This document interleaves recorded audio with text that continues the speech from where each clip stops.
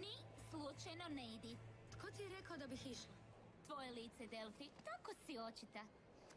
Reci nešto svojim fanovima. Moj dečko Mateo i ja ćemo vam pokazati isječak naše koreografije za natjecanje.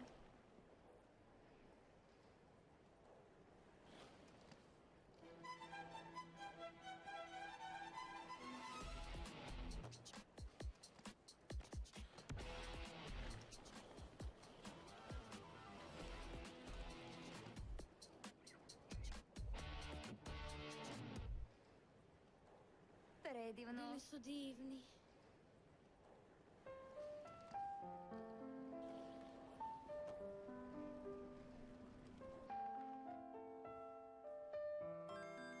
Čini se da imamo novi par prijavljen na natjecanje. Ko su oni?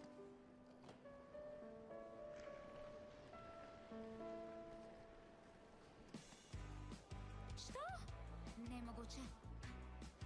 Ne vjerujem.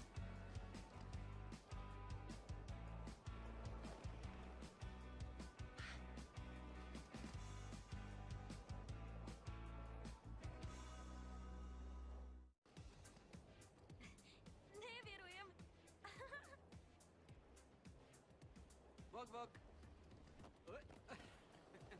Bolje ikad nego nikad, ha? Simon! Hej, paš ćemo, Luna. Mislila sam da se ne želiš natjecati. Zapravo ne znam da li želim, ali želim ti pomoći. Najbolji si prijatelj, hvala. I moraš me naučiti poteze. Ovdje je sve drugčije. Obećavam, sve ću te naučiti. I provest ćemo se genijalno. Bićemo najbolje duo na svijetu. To te ja pitam. Valjda će mi se svidjeti i kao rolanje na cesti. Sigurno hoće. Čim počne poželjet ćeš rolati sve više i više i više i više. Dođi, pokazat ću ti.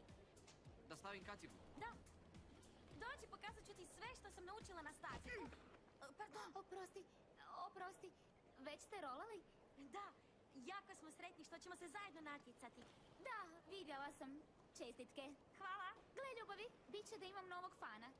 Fana? Šalim se, Lunice. Želim vam sve najbolje. Hvala. Dođi. Jadnici, samo se zavaravaju. Neće daleko